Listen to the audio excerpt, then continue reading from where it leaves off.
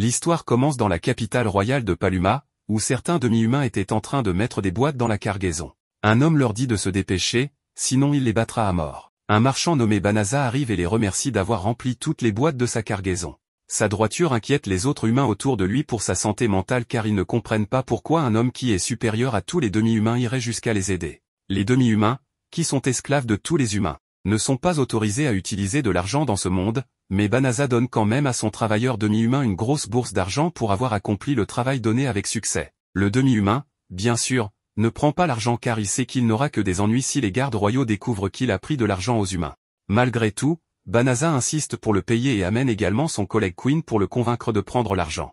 Contrairement aux autres, Queen sait à quel point Banaza est bon et généreux. Alors elle dit à l'équipe demi-humaine d'aller dîner avec l'argent que Banaza leur a offert. Il remercie Banaza pour leur avoir offert un tel traitement, mais les autres marchands qui observaient attentivement Banaza l'appellent hypocrite pour avoir prétendu aider les esclaves qui sont techniquement forcés de travailler contre leur gré. Banaza comprend comment les autres marchands de la ville se sentent à son sujet, mais il ne laisse pas cela blesser ses sentiments et défend ses actions en affirmant qu'il veut simplement que toutes les espèces s'entendent les unes avec les autres. Soudain, un événement miraculeux fait briller Banaza d'une couleur dorée brillante et le téléporte loin de l'endroit où il se trouvait, ce qui inquiète sa subordonnée Queen quant à l'endroit où il a disparu. Il est révélé que Banaza vient d'être téléporté de son monde à un autre monde magique pour devenir le 198e candidat héros de ce monde. Lorsqu'il fait son entrée dans ce monde magique, il se retrouve entouré de dizaines de mages qui lui souhaitent bienvenue dans le royaume magique de Clyrod. Après avoir appris qu'il a été sélectionné pour être le héros de ce monde, Banaza devient confus car il n'est qu'un simple marchand qui n'est clairement pas digne de devenir un tel héros. Le chef des mages assure à Banaza qu'il est un héros qui devra les aider dans leur guerre prolongée contre l'armée du Seigneur des Ténèbres, avant d'attribuer à Banaza l'un des postes de héros. Le chef des mages demande à l'une de ses servantes d'apporter la boule de cristal d'évaluation pour connaître les capacités que possède Banaza. Banaza place à contre-cœur ses deux mains sur la boule de cristal, la faisant s'illuminer en blanc. Apparemment, les candidats héros qui sont convoqués dans ce monde reçoivent généralement des bénédictions divines des dieux qui les aident à se démarquer et à devenir l'un des plus forts de leur génération. Cependant, Banaza révèle n'avoir reçu aucune de ces bénédictions divines, ce qui terrifie même la servante qui a apporté la boule de cristal, car il n'a jamais été vu qu'un candidat héros ait de telles statistiques ordinaires. Entendant cela, toutes les servantes responsables d'avoir convoqué Banaza ici sont également déçues, car l'autre équipe de mages, qui se trouve à quelques pieds de là, a réussi à convoquer une personne possédant des pouvoirs dignes de devenir le héros le plus fort du monde. Le héros aux cheveux blonds qui vient d'être convoqué se montre plein de lui-même à cause de ses grandes statistiques et méprise Banaza pour être un perdant malchanceux. De toute façon, à cause de cela, le héros légendaire Banaza est complètement ignoré par tout le monde, ce qui le fait se demander si quelqu'un va le renvoyer dans son monde d'origine ou non, puisqu'il n'est plus digne d'être un héros. Le roi du royaume magique remercie le héros blond d'être venu dans ce monde et lui donne immédiatement le titre de chevalier, qui est le titre le plus élevé que l'on puisse obtenir. Pendant ce temps, Banaza boude sur le balcon du château royal, totalement déçu de voir que personne ne le traite bien simplement parce qu'il est ordinaire. N'ayant rien d'autre à faire, il regarde autour de lui pour vérifier s'il est vraiment dans un monde différent du sien et voit des similitudes qui le font se demander où il est. Peu après, les gardes royaux du royaume jettent Banaza hors du château et l'envoient vers le côté éloigné du royaume, lui accordant la permission de vivre dans la dangereuse forêt comme bon lui semble. Banaza voulait bien sûr retourner dans son monde d'origine, mais puisque le portail qui a été utilisé pour le convoquer s'est fermé et ne peut plus être utilisé pour le renvoyer, il accepte son destin et se dirige joyeusement vers sa prochaine destination. En chemin, il essaie de faire la conversation avec le conducteur de carrosse, mais l'homme lézard refuse de lui parler, car ils ont expressément reçu l'ordre de ne rien lui dire sur ce monde. Voyant l'homme lézard si obéissant au royaume, Banaza suppose qu'il est esclave et dit aux hommes lézards que le monde d'où il vient est un endroit très horrible où les humains ont réduit toutes les autres espèces en esclavage. L'homme lézard éclate de rire en entendant parler d'un monde aussi vil et explique que, contrairement au monde de Banaza, il n'y a pas de discrimination dans le monde entre les demi-humains et les humains. Maintenant que l'homme lézard s'est un peu ouvert, Banaza lui demande à nouveau des informations sur la forêt vers laquelle il se dirige, car il n'en sait rien, mais l'homme lézard refuse toujours de lui parler et ferme la fenêtre sur lui. Ainsi, pour le reste de ses jours de voyage, Banaza se contente de manger, boire et dormir, et après 20 jours solitaires et longs, il atteint sa destination, la forêt de Delavra. Avant de partir, l'homme lézard donne à Banaza une poche spéciale dimensionnelle remplie d'argent et de nourriture qui lui a été donnée par le roi, et lui murmure des nouvelles terrifiantes. Le Seigneur des Ténèbres, contre qui le royaume est en guerre, vit quelque part à l'intérieur de la forêt de Delavra. Banaza remercie l'homme lézard pour l'avertissement, mais il ne s'enfuit pas car il ne sait pas où il devrait aller. À la place, il se concentre sur les objets contenus dans la poche et extrait tout de son inventaire en plaçant simplement ses mains dessus. Le menu du système indique que Banaza a reçu des vêtements basiques, une poche contenant moins d'eau, une bonne quantité de nourriture, une armure, des outils agricoles basiques, beaucoup de pièces d'or et un ensemble de magie de construction de maisons. Banaza sort l'armure, qui n'est qu'une simple épée bon marché, et teste immédiatement sa netteté sur le slim à proximité. Après avoir tué seulement 3 slims, l'épée est complètement détruite, laissant Banaza déçu et se sentant arnaqué. Le menu du système apparaît à nouveau, informant Banaza que son rang a été augmenté au niveau 2, ce qui a entraîné une augmentation infinie de toutes ses capacités. Cependant, Banaza ne comprend pas ce que signifie le symbole de l'infini, alors il active le guide vocal du système qui lui informe qu'il a débloqué des tonnes et des tonnes de sorts magiques en raison de son passage de niveau. Le système lui fait également savoir qu'il a détecté des sorts magiques négatifs comme le traçage de localisation, l'attirance de monstres et la récupération forcée sur la poche que les hommes lézards lui ont donnée plus tôt, ce qui le fait réaliser que le roi ne voulait pas qu'il survive dans la forêt. Heureusement, le système supprime tous les sorts négatifs qui étaient appliqués à la poche, donc Banaza ne s'en soucie plus. Il oublie de demander au système ce que signifie le symbole de l'infini, qu'il ne connaît pas, et se dirige vers la forêt à la recherche d'un endroit sûr où séjourner. Mais avant d'entrer, le système le met en garde à nouveau, lui indiquant que toute la forêt est fortement contaminée par du malicium, une substance gazeuse malveillante libérée par les démons. Banaza demande plaisamment au système de purifier la forêt pour lui, et il le fait en conséquence, ce qui lui fait réaliser à quel point son menu système est incroyablement surpuissant. Le système apparaît à nouveau, informant Banaza que son niveau global a encore une fois augmenté, cette fois-ci jusqu'au rang de l'infini, car il a éliminé indirectement tous les démons vivants de la forêt en la purifiant. Pendant ce temps, de retour au château royal, la première princesse trouve cruel que le héros Banaza ait été traité si durement simplement parce qu'il n'avait pas été béni de super pouvoirs. Cependant, le roi affirme qu'il est juste qu'un déchet comme Banaza soit envoyé à mourir puisqu'il n'est rien d'autre que bon à rien pour leur royaume. Le mage de la cour rend visite au roi en lui disant qu'il a trouvé des preuves que la magie sainte la plus puissante de leur monde, nommée purification, a été utilisée dans la forêt où Banaza a été envoyé. Parlant de cela, le niveau de Banaza passe du niveau 2 seulement à un niveau remarquable de 367. Il se demande pourquoi il a monté de niveau si rapidement et suppose que tout le monde monte également de niveau comme lui, puisqu'il se considère toujours comme ordinaire. Il désactive donc les notifications de passage de niveau et demande au système combien de puissance magique il lui reste après avoir purifié la forêt. Le système lui informe que sa puissance magique a déjà été reconstituée, ce qui le fait penser que sa puissance a été restaurée si rapidement parce qu'il n'y avait pas beaucoup de puissance magique au départ à augmenter. Se considérant toujours comme faible, Banaza jette un œil au sort qu'il a débloqué, et par pure curiosité, change son apparence pour que personne dans ce monde ne le reconnaisse comme le candidat héros raté. Maintenant qu'il ne peut plus être reconnu, Banaza décide de retourner à la capitale royale et utilise sa magie de téléportation pour y retourner. Bien que n'importe qui d'autre aurait compris à ce stade qu'il a été béni d'une puissance surpuissante maintenant dans ce monde d'ici. Ce crétin pense que tout le monde dans ce monde sait comment utiliser ses puissants sorts de toute façon. Il se dirige alors vers la ville dans l'espoir de rejoindre une guilde de marchands pour gagner de l'argent, puisqu'il était à l'origine un marchand dans son monde précédent. Cependant, le système lui conseille de se rendre plutôt à la guilde des aventuriers, alors il s'y rend et s'inscrit sous le nom de Flio, avec sa nouvelle apparence. Après avoir terminé son inscription, Banaza, désormais Flio, obtient son badge d'aventurier de rang E et part immédiatement à la recherche de quêtes d'aventuriers. À ce moment-là, une petite fille à la guilde supplie tous les aventuriers de l'escorter jusqu'à la forêt où réside l'armée des démons, donc Flio accepte de l'emmener là-bas, révélant devant tout le monde qu'il a la capacité d'utiliser la magie de téléportation. Pendant cette révélation, tous les aventuriers sont choqués, car ils ne peuvent pas croire qu'un aventurier de rang E comme lui puisse utiliser un sort de niveau si élevé que seuls quelques sorciers peuvent utiliser. Une femme nommée Balirosa, une chevalière royale, est trop dérangée d'entendre les affirmations de Flio et lui dit immédiatement de s'éloigner de la petite fille, car elle suppose qu'il est un imposteur qui essaie de profiter de la petite fille en lui mentant. Comme toutes les femmes à l'intérieur de la guilde commencent à soupçonner Flio d'être un trafiquant d'êtres humains, il leur démontre à toutes qu'il peut effectivement utiliser la magie de téléportation et emmène 5 des filles, y compris la petite fille, dans la forêt de Delavra en un clin d'œil. Un jeune mage qui l'accompagnait reste tout de même méfiant à son égard et l'appelle un grand sorcier de haut rang qui cache ses capacités. La chevalière royale, Balirosa, s'excuse également formellement auprès de lui pour avoir agi si grossièrement sans prendre en considération qu'il aurait pu dire la vérité. Suivant son exemple, toutes les filles s'excusent également et promettent de ne plus être méfiantes à son égard. La petite fille remarque que la forêt n'est plus entourée de malicium. À quoi Flio essaie d'expliquer que c'est lui qui a utilisé le sort de purification pour nettoyer toute la forêt, mais le système l'arrête et lui dit que la petite fille devant lui est un démon qui deviendra certainement hostile envers lui s'il lui donne cette information.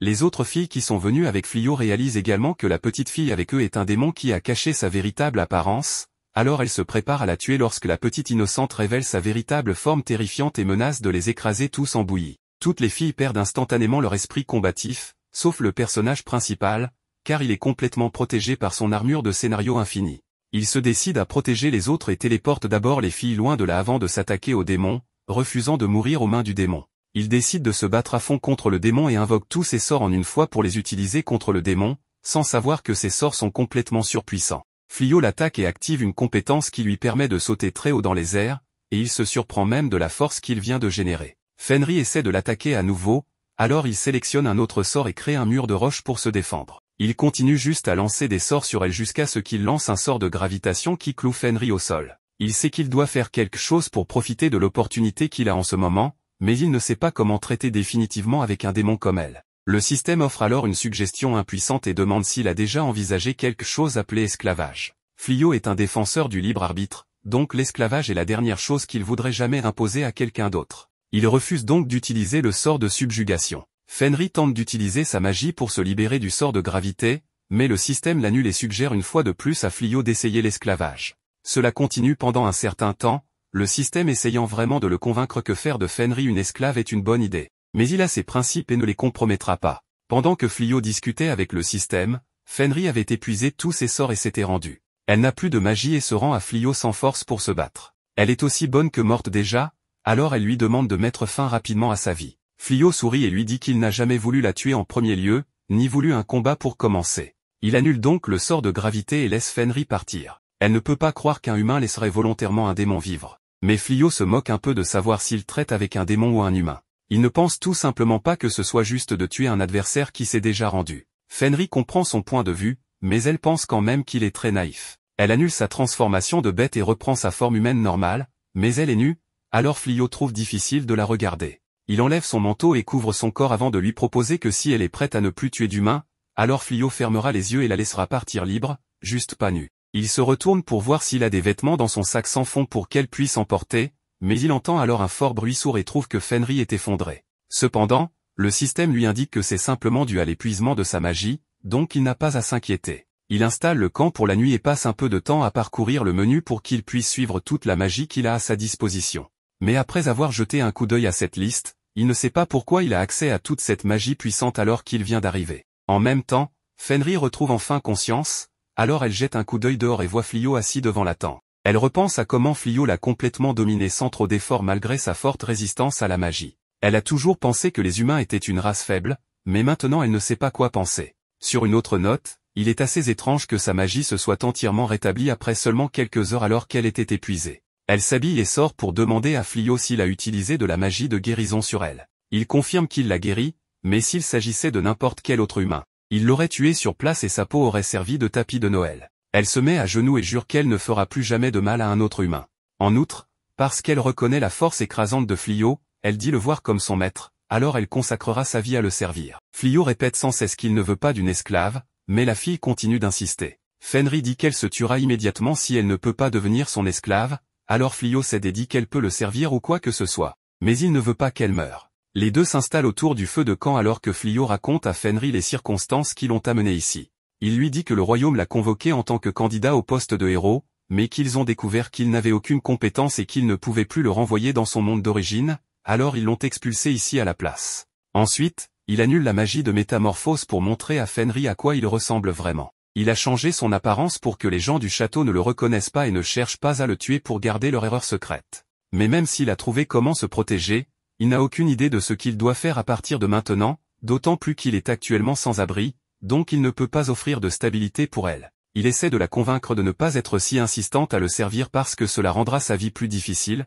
mais elle dit que son espèce reste complètement dévouée à quiconque ils reconnaissent comme leur maître. Donc, quoi qu'il arrive ou où qu'ils aillent, elle sera toujours aux côtés de Flyo, quoi qu'il arrive. Flyo ne peut vraiment pas argumenter avec elle après sa déclaration d'engagement, donc il accepte de la laisser rester à ses côtés, et Fenrir saute sur lui avec excitation. Pendant ce temps, de retour au château, un blond que le roi a nommé comme le héros vient de rentrer de la mission de la force de frappe, et c'était un échec absolu, avec la plupart de l'escadron étant éliminés. Le héros met immédiatement tout le blâme sur les soldats et dit qu'ils ont tous paniqué et se sont simplement fait tuer dès qu'ils ont vu une bête magique. Mais le roi ne tombe pas pour une telle bévue évident, alors il demande à l'un des soldats qui était dans l'escadron ce qui s'est réellement passé. Dans la vraie histoire, le héros est resté derrière l'armée tout le temps et dès que les monstres sont apparus, il a fui les laissant combattre pour leur vie.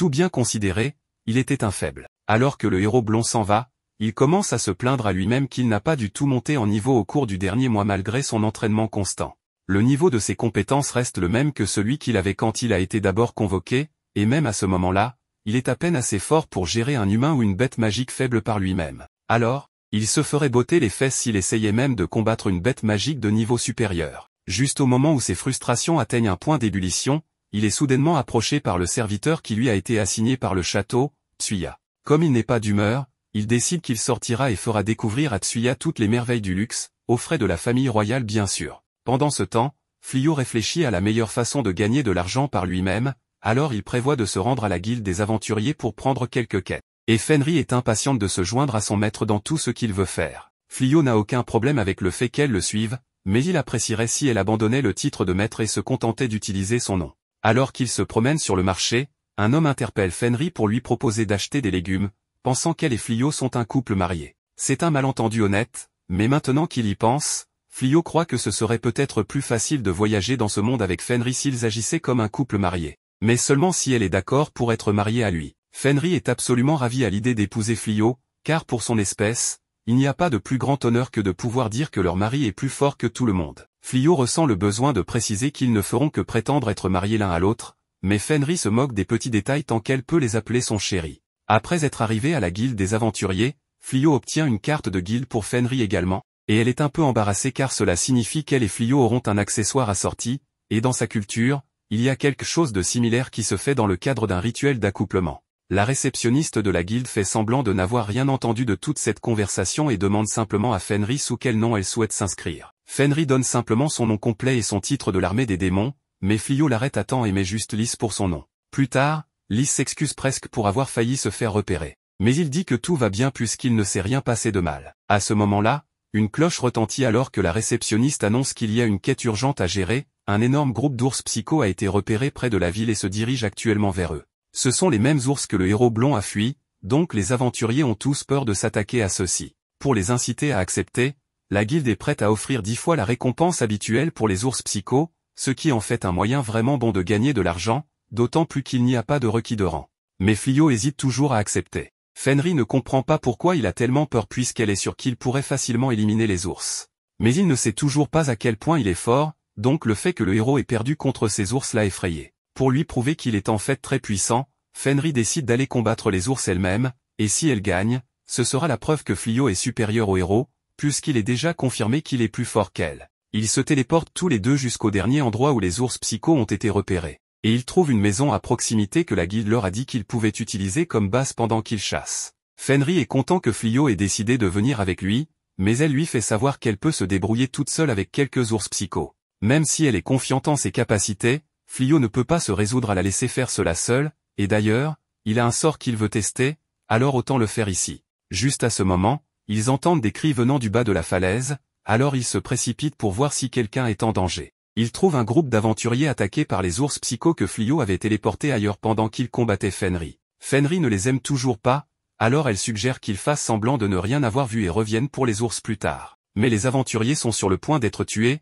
alors Flyo intervient et utilise sa magie de foudre pour éliminer plusieurs ours. Puisque Flyo s'est impliqué, Fenris saute pour vaincre le dernier ours en l'écrasant au sol. Cependant, elle se plaint toujours que Flyo est trop gentil alors que Flyo saute également. Les chevaliers le reconnaissent et le remercient une fois de plus d'être venu à leur rescousse. Flyo les présente à Lys comme son compagnon de voyage, ce qui contrarie Lys car il ne l'a pas présenté comme sa femme. Un moment plus tard, un énorme ours psycho s'approche de Lys par derrière et tente de l'attaquer, mais comme elle est de mauvaise humeur, elle se contente de le regarder et l'ours réalise qu'il ne veut plus se battre. Il tombe en arrière et reste là, laissant tout le monde perplexe, mais ils comprennent bientôt que l'ours a simplement abandonné et s'est rendu à eux. C'est bien que l'ours soit assez intelligent pour comprendre qu'il est surpassé, mais ils ne peuvent pas simplement le laisser partir car il attaquera quelqu'un d'autre tôt ou tard. Ils décident donc de garder cet ours psycho comme animal de compagnie pour qu'il n'attaque plus les gens. Flyo jette un coup d'œil au système et trouve quelque chose appelé la magie de restriction qui l'empêchera de devenir sauvage, mais même si l'ours est apprivoisé, il causera quand même la panique s'il se promène avec lui comme ça.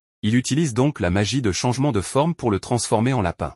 Les chevaliers ne peuvent pas croire qu'ils viennent de voir quelqu'un apprivoiser un ours et le transformer en lapin, mais en dehors de l'absurdité, Flyo et Lys sont définitivement puissants. Balirosa a donc une quête pour eux, Elle souhaite que Flio les entraîne à être capables de vaincre des monstres du niveau des ours psycho. Après que le héros soit revenu de sa défaite, il a blâmé les chevaliers pour leur incompétence et a fait une crise de colère en se barricadant dans sa chambre jusqu'à ce qu'ils deviennent assez forts pour combattre. Donc le roi n'a pas eu d'autre choix que d'accepter cette demande déraisonnable. Il a ordonné aux chevaliers d'aller s'entraîner, mais cela se passe aussi mal qu'on pourrait s'y attendre, compte tenu du fait qu'ils ont failli mourir là-bas, donc ils apprécieraient que Flio les entraîne. Flio ne sait pas comment réagir car il ne comprend pas vraiment comment fonctionne sa magie en premier lieu. Il ne veut vraiment pas avoir à se donner la peine de les entraîner, alors il essaie d'utiliser la mauvaise humeur de Lys comme excuse pour se retirer. Il dit au chevalier qu'elle est en fait sa femme et qu'il veut juste passer du temps avec elle, donc il ne peut pas les aider. Mais dès que Lys l'entend l'appeler sa femme, elle devient tellement heureuse qu'elle accepte que Flio entraîne les chevaliers. Flio les prévient qu'il n'est pas sûr de ses compétences en enseignement,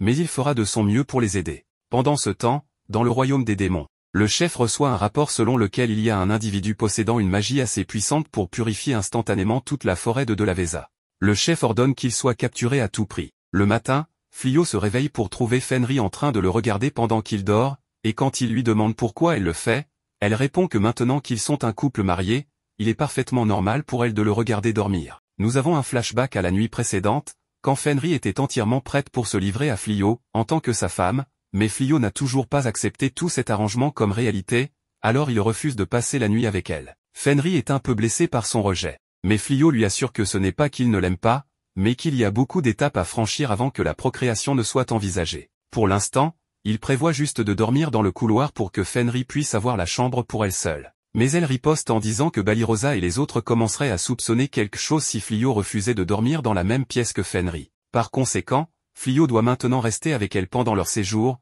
même si la procréation est exclue, Fenris veut faire des choses agréables pour Flio. Alors elle lui offre de l'aider à s'habiller pour la journée. Flio n'a pas besoin de son aide, mais comme c'est un geste inoffensif, il ne résiste pas lorsqu'elle lui enlève sa chemise. Mais à ce moment-là, Balirosa entre dans la pièce et, compte tenu de la situation, elle a l'impression de voir quelque chose qu'elle ne devrait pas, alors elle part immédiatement. Plus tard dans la journée, ils commencent l'entraînement qu'ils ont convenu de faire, mais quand Balirosa est confrontée à un sanglier géant, elle s'enfuit dès qu'il charge. La guerrière tente de prendre le relais, mais elle fait un seul coup et se retrouve immédiatement à court de mouvement, car c'est tout ce qu'elle sait faire avant de se faire encorner. Fenris dit à Bellano d'arrêter d'être inutile et d'utiliser sa magie pour aider. Alors elle déploie un sort défensif qui parvient à bloquer la charge du sanglier. Flio dit ensuite à Billery de tirer sur le sanglier, mais quand elle le fait, la flèche ne cause aucun dégât. On peut donc dire que cette équipe est absolument nulle en combat. Donc Flio a beaucoup de travail devant lui s'il prévoit de les entraîner jusqu'à ce qu'ils soient décents. Comme ils vont rester un moment, Flio propose aux filles une chambre dans la maison, car il en est maintenant propriétaire dans le cadre de sa récompense de la quête de l'ours psycho. Il ne pouvait pas les laisser dormir sur le sol éternellement, après tout, et ils sont vraiment reconnaissants pour sa considération. C'est alors que Fenris entre et dit à tout le monde qu'elle a terminé de préparer le déjeuner, donc ils devraient venir manger. Cependant, Fenris n'a jamais été dans une cuisine auparavant, donc le concept de cuisiner de la nourriture lui échappe. Flio ne veut pas attraper une intoxication alimentaire, donc il suggère qu'il cuisine la viande, mais il ne la laisse pas faire car elle est garantie de la brûler en cendres si elle essaie. Balirosa offre également son aide pour préparer la nourriture, donc après un certain temps, un repas complet est enfin prêt. Tout le monde trouve que ça a l'air génial, alors il complimente les compétences culinaires incroyables de Flio, mais il ne peut pas prendre tout le crédit pour cela, car Balirosa est aussi étonnamment bonne en cuisine. Fenris devient jalouse de tout le succès que reçoit Balirosa, car elle est censée être la femme ici. Balirosa est gênée par tous les éloges et explique qu'elle est en fait meilleure en cuisine qu'avec une épée, ce que tout le monde savait déjà. Elle vient d'une famille noble déchue et les temps étaient durs, donc il ne pouvait pas se permettre d'embaucher un chef, alors Balirosa a dû apprendre à cuisiner sa propre nourriture. Tout le monde se régale et la nourriture est aussi délicieuse qu'elle en avait l'air, mais Fenris a encore du mal à lui faire confiance, car elle est strictement anti-végétarienne. Cependant, puisque Flio était celui qui a préparé cette salade, elle décide de l'essayer et ce n'est pas si mal. Plus tard dans la journée, Flio emmène tout l'excès de sangliers qu'ils ont tué pendant la chasse à la guilde pour être évalué, et il commence à attirer l'attention pour la facilité avec laquelle il les abat. Ils attendent que leur colis soit évalué par la guilde, alors Lys demande à Flio s'il serait d'accord pour qu'elle fasse une tournée en ville. Il n'a pas de problème avec ça, car elle dit avoir des affaires à régler, et Flio est abordé par un employé de la guilde nommé Lyuri qui veut discuter de certaines choses de toute façon. Il dit qu'il devrait se retrouver ici une fois qu'elle aura fini. Après le départ de Flio, Lys est déterminé à commencer son entraînement. Pendant ce temps, Flio parle avec Lyuri, qui lui dit qu'il est devenu assez célèbre en ville pour ses réalisations incroyables et que les récits de sa force sont parvenus jusqu'au palais. Une offre lui est donc faite pour qu'il travaille sous le héros. Il sera nommé chevalier honoraire et aidera à vaincre le seigneur démon. Mais devoir traiter à nouveau avec le palais semble terrible pour Fliot. Pour les habitants de ce monde, aider à vaincre le seigneur démon serait l'honneur le plus élevé imaginable, mais Fliot n'est pas de ce monde, alors pourquoi devrait-il s'en soucier? Il dit simplement à Lyuri qu'il n'a aucun intérêt pour quoi que ce soit en rapport avec le héros, ni ne prévoit de participer à la bataille contre le seigneur démon. Après avoir dit tout ce qu'il voulait dire, il s'en va simplement. En sortant, il trouve Lys qui l'attend, mais elle a l'air d'avoir été prise dans un incendie. Alors il est vraiment inquiet pour elle. Pendant son absence, elle a essayé de suivre un cours de cuisine pour gagner l'amour de Fliot, mais elle a sous-estimé à quel point il est difficile de suivre une recette et les choses ne se sont pas bien passées. Cependant, elle est toujours déterminée à continuer d'essayer jusqu'à ce qu'elle puisse préparer un repas qui ne se qualifie pas comme du charbon. Pendant ce temps, au château, Blondinet est déterminé à attirer ces incroyables aventuriers de la guilde dont il a tant entendu parler pour qu'ils le rejoignent afin qu'il fasse tout le travail de héros pour lui à la place. En conséquence, pendant le mois suivant, Fliot et Lys ont reçu des demandes non sollicitées pour travailler sous le héros, mais elles sont immédiatement rejetées à chaque fois. C'est devenu tellement ennuyeux que Lys envisage de prendre une approche plus violente pour les rejets afin qu'ils ne reviennent pas, mais Fliot sait que le messager ne fait que son travail et ne devrait pas en subir les conséquences. Plus important encore, ils doivent continuer à entraîner Balirosa et les autres. Alors qu'ils se dirigent vers le jardin, ils trouvent Blossom en train de s'occuper du jardin, et c'est vraiment florissant sous ses soins, car elle veut faire quelque chose en guise de remerciement pour toute l'aide qu'il leur a apportée. C'est gentil et tout, mais elle utilise cela comme excuse pour ne pas s'entraîner à manier l'épée depuis un certain temps maintenant. Dans la forêt, Lys essaie de convaincre Billery de tirer des flèches sur une cible vivante, comme un archer est censé le faire, mais Billery est trop lâche pour tirer des flèches sur les vrais poulets, car elle les trouve trop mignons. Lys essaie de la persuader en disant qu'il pourrait manger du poulet frit si elle le tirait. Billery refuse toujours de le faire, donc son entraînement est dans l'impasse. Pendant ce temps, Bellano est sur le point de s'évanouir à cause de l'épuisement de son mana, alors Fliot a eu l'idée de fabriquer un anneau qui peut augmenter sa capacité magique pour qu'elle ne s'évanouisse pas après avoir utilisé sa magie une fois. Elle est reconnaissante pour cela. Mais elle laisse les pensées et les sentiments intrusifs qu'elle a pour Fliot prendre le dessus pendant une seconde et essaie de le mettre à son doigt. Mais Lys met rapidement fin à cela car elle ne tolérera aucune concurrence en tant que femme de Fliot. À ce moment-là, Balirosa appelle Fliot en panique car elle est en train de perdre face à une chenille, mais Lys met également fin à cela car elle ne permettra pas à Balirosa d'attirer encore plus l'attention de Fliot. Après avoir terminé l'entraînement, tout le monde rentre à l'intérieur pour manger. Et même si la nourriture a été préparée par Lys, elle a en fait l'air comestible maintenant. Fliot demande alors quand elle a réussi à apprendre à cuisiner aussi bien, et Lys admet qu'elle a pris de nombreux cours de cuisine et a mis beaucoup de bâtiments en feu, mais cela en valait finalement la peine pour elle de pouvoir cuisiner pour Fliot.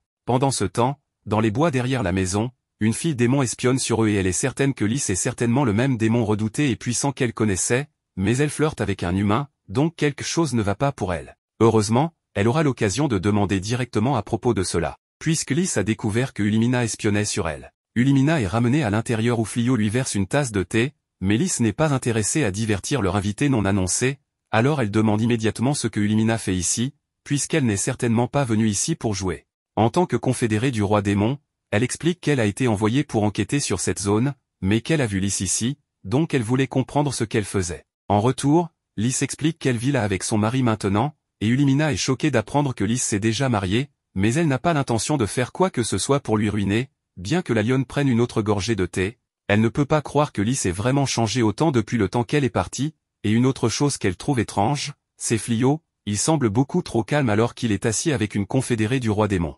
Ulimina est incapable d'analyser ses statistiques avec son sort d'évaluation. Même le roi des démons ne peut pas cacher ses statistiques d'elle, donc Fliot doit être une force à ne pas sous-estimer. Elle change de sujet et parle de comment les choses par ici ont changé depuis un certain temps maintenant, comme comment la forêt de Lavesa est soudainement devenue dépourvue de toutes les bêtes magiques du jour au lendemain.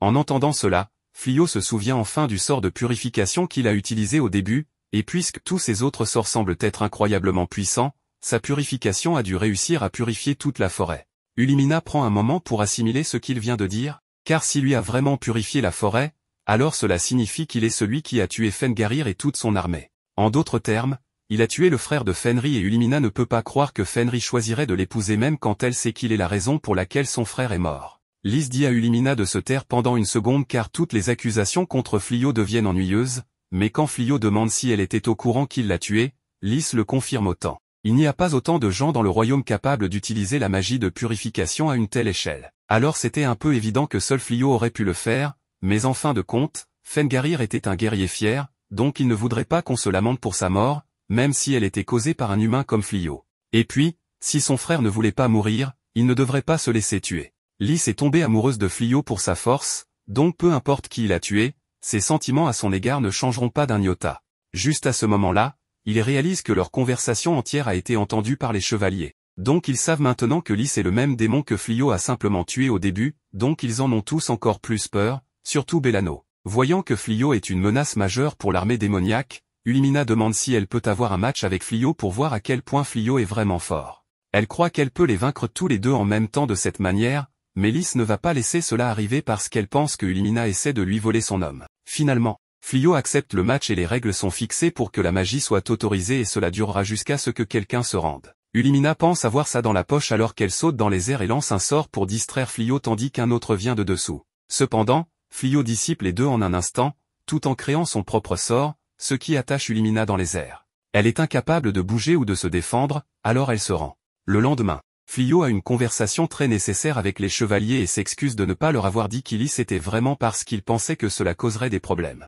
Il comprend s'ils souhaitent le signaler au château, mais Fenrir leur dit qu'elle s'est complètement consacrée à Flyo, donc elle n'est plus une partie de l'armée démoniaque. Balirosa est d'accord pour dire qu'il devrait normalement signaler cela au château, mais étant donné que Lys n'est plus une menace et les a aidés depuis un mois entier, il pourrait simplement oublier de mentionner cela au roi. Lys est contente d'entendre cela, mais ensuite son attention est attirée dehors car Ulimina est revenue et elle est mauvaise perdante, donc elle a amené toute une armée de dragons pour vaincre Flyo. Cependant, au lieu de la peur, Flyo est plus étonné car c'est la première fois qu'il voit des dragons en personne. Ulimina ordonne aux dragons de tirer sur lui, alors Flyo contre en les abattant tous avec sa magie en un instant. La plus forte armée de dragons de l'armée démoniaque a été réduite à un tas de corps. Et ceux qui ont survécu s'enfuient à toute vitesse car ils ne sont pas assez payés pour ça. Blossom lui dit qu'il est incroyable d'avoir pu gérer autant de dragons à la fois. Si elle savait que ça allait être aussi facile, elle aurait jeté Sao sur l'un des dragons pour obtenir le titre de tueur de dragons, mais Flyo ne voit pas pourquoi elle ne pourrait pas toujours essayer. Il lui dit de lancer Sao sur l'un des dragons,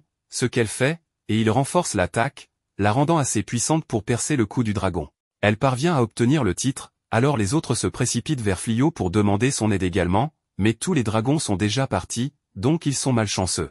Pendant ce temps, Lord Gaul de l'armée démoniaque a tout regardé avec stupeur, constatant que Flyo possède tant de pouvoir malgré le fait de ne pas être le héros, alors il décide d'aller le défier personnellement pour en finir avec cela. Après leur dernier invité non désiré, Flyo décide de mettre une barrière autour de sa maison afin qu'ils puissent savoir dès que quelqu'un met le pied sur leur terre. Lys est contente qu'ils aient maintenant un système de sécurité, donc si Ulimina essaie de revenir ici encore une fois, elle la renverra immédiatement. Rien que d'y penser la met vraiment en colère, mais Flyo lui dit de se calmer car ce n'est pas si grave. Lys ne comprend pas pourquoi Flyo est si gentil avec Ulimina alors que c'est elle qui l'a attaqué en premier. Mais ce n'est pas tant que Flyo essaie d'être gentil avec elle, c'est plutôt parce qu'il se sent coupable d'avoir tué accidentellement tous ces démons dans la forêt de Delaveza sans le savoir. Cependant, il garde sa culpabilité pour lui jusqu'à ce qu'il dise à Lys que ce n'est rien, donc ils se préparent tous les deux à rentrer chez eux. Pendant ce temps, de retour à la maison, les filles regardent toujours l'écran de statue de Blossom et Blossom se vante humblement d'avoir le titre de tueur de dragon tandis qu'elle l'admire toujours. Balirosa quitte le groupe et dit qu'elle part chasser pour la journée.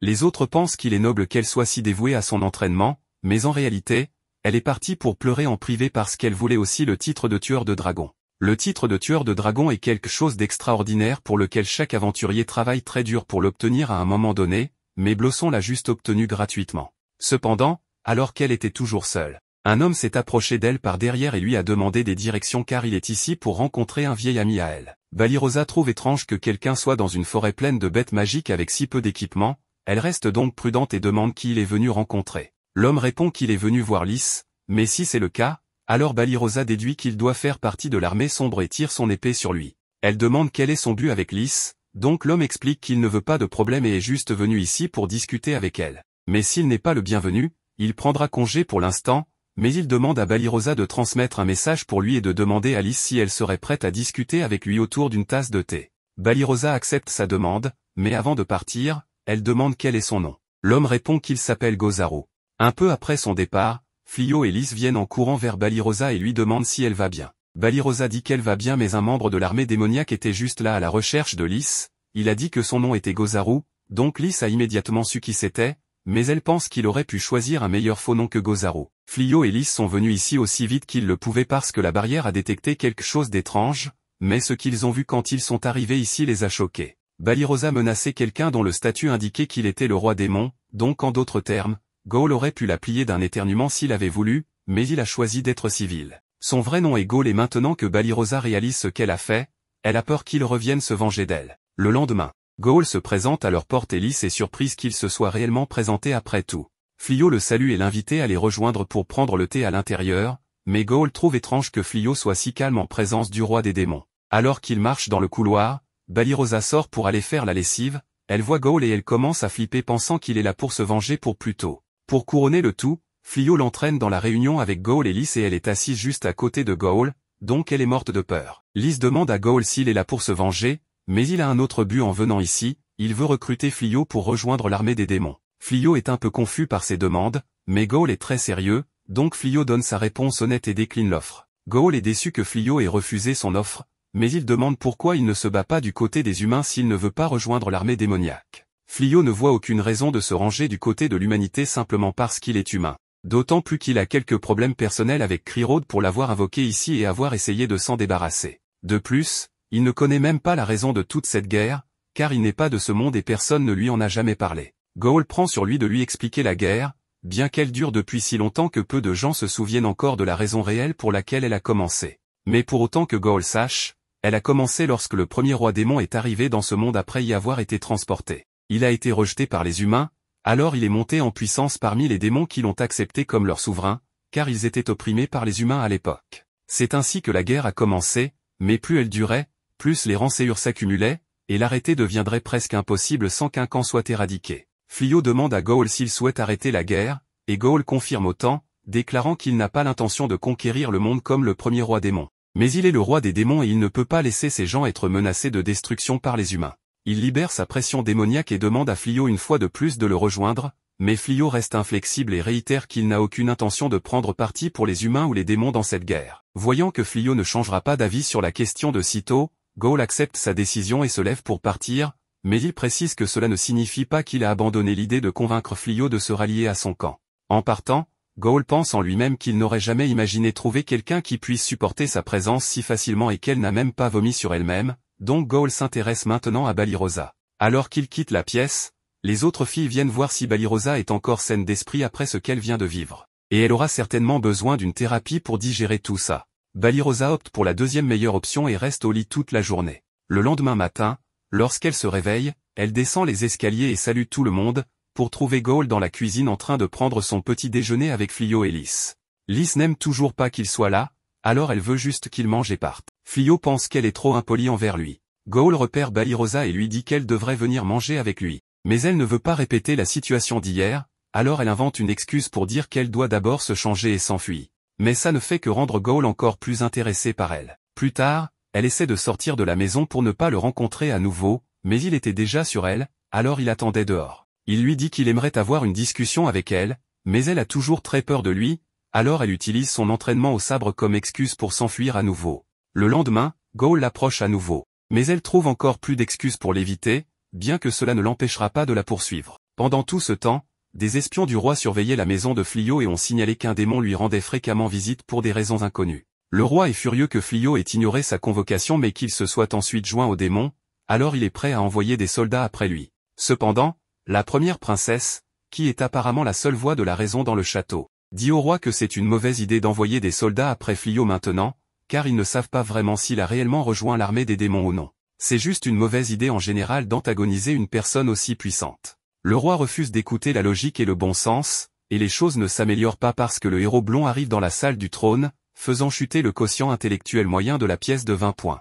Il est venu ici avec l'idée brillante de forcer Fléau à combattre dans la guerre. Alors il demande à recevoir des soldats pour aller le menacer, car cela va totalement fonctionner en sa faveur. Pendant ce temps, dans le royaume des démons, Ghoul s'apprête à se rendre une fois de plus chez Fléau, mais Ulimina ne pense pas que ce soit une si bonne idée, car Fléau est vraiment dangereux.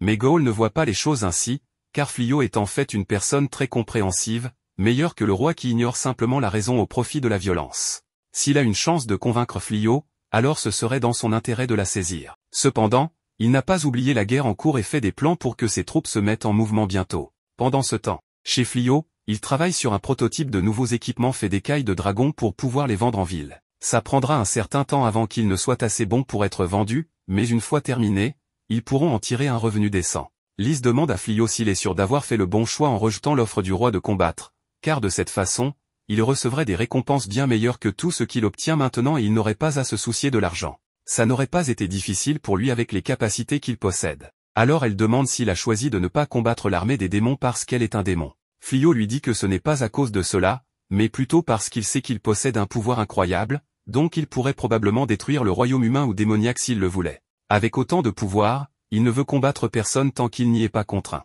À ce moment-là, ils entendent frapper à la porte et Lys est sûr que c'est encore Goa'uld, mais la barrière de Flyo n'a détecté aucun démon dans les environs, donc ce ne peut pas être lui. Alors que Flyo va ouvrir la porte, il est accueilli par la désagréable vue du visage du héros blond et d'une armée de soldats. Il dit à Flyo qu'il a deux choix ici, soit il peut choisir de devenir son subordonné et l'aider à vaincre le roi démon, soit le héros blond le déclarera membre de l'armée des démons et le coupera immédiatement. Le héros pense vraiment avoir accompli quelque chose avec sa déclaration, alors il se prélasse dans la gloire de son propre ego. Cependant, Flyo lui dit simplement non, je ne pense pas faire ça. Il est clair qu'il ne veut pas du tout combattre dans la guerre, donc il ne se rangera du côté ni du royaume ni de l'armée démoniaque. Mais cela ne fait que pousser le héros à le menacer en tant que traître. Les filles interviennent et disent qu'il est injuste de décider ça tout seul, car Flyo n'est certainement pas un traître. Mais c'est exactement ce qu'un traître dirait, donc il menace de les arrêter tous pour trahison aussi, puisqu'il a impliqué tout le monde là-dedans. En plus de cela, s'il ne peut pas rester ici sans combattre, il ira simplement ailleurs. Si Flyo part, tout le monde dit qu'ils partiront avec lui aussi. Puisque tout le monde est d'accord, Flyo lance sa magie de téléportation pour déplacer tout le monde ainsi que la maison et le terrain. Le héros est stupéfait par la capacité de Flyo, il a utilisé la magie de téléportation, donc il commence à réaliser qu'il pourrait être inférieur ici. À ce moment-là, les soldats repèrent l'homme qu'ils pensent être un démon, alors le héros essaie de sauver la situation et ordonne à ses hommes de capturer le démon. Goa'uld est confus de voir un énorme trou là où se trouvait la maison de Flyo, mais lorsqu'il est entouré de soldats du royaume, il réalise qu'ils ont dû forcer Flyo à quitter la région et il est vraiment en colère à ce sujet, au point qu'il jure de leur donner une leçon et appelle ses troupes à commencer immédiatement leur assaut sur le royaume de Crirod. De retour au château des démons, Ulimina ainsi que tous les autres démons ont entendu la déclaration de guerre, alors ils se sont tous réveillés pour combattre. Voyant cela, le héros fait la seule chose qu'il sait faire et s'enfuit en laissant ses soldats mourir. Pendant ce temps, Flyo a réussi à relocaliser sa maison sur un terrain près d'un village appelé Otao. Flyo est venu ici il y a un moment pour vendre des écailles de dragon en ville, et comme c'est très loin de la capitale, il n'y a aucun moyen que le héros ou le roi démon puisse les trouver, ce qui soulage particulièrement Balirosa, car elle ne voulait pas que le roi démon lui fasse une proposition. Flyo s'excuse auprès de Lys pour devoir partir si soudainement, mais elle ne s'en soucie pas, tant qu'elle peut rester à ses côtés. Et pour célébrer leur déménagement, elle décide de préparer un merveilleux festin pour Flyo et les autres, ce qui les rend tous excités.